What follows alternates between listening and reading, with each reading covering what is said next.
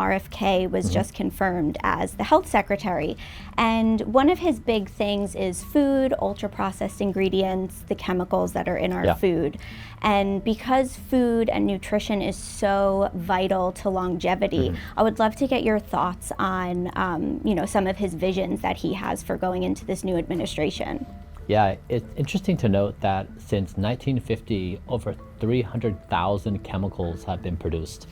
And the way legislation worked in 1977 is they assumed that chemicals were safe by default, instead of having some kind of gated mechanism where we say, can we examine these before they enter the food supply chain?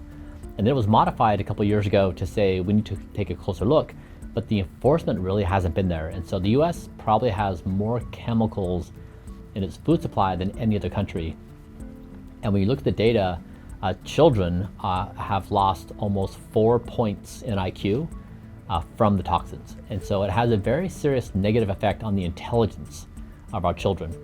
And so that's just not even just single chemicals, but the combination of multiple chemicals. And so it's really a very serious problem. And so I think what would be cool is if we could actually measure the chemicals and toxins in our food, almost like we're going to sequence the US food ome in the same way we sequence the genome. It would be, I think, a good idea for as a baseline measurement to say, what are we dealing with on a daily basis when a child eats a standard American diet? What levels of mercury and lead and arsenic are they consuming on a daily basis?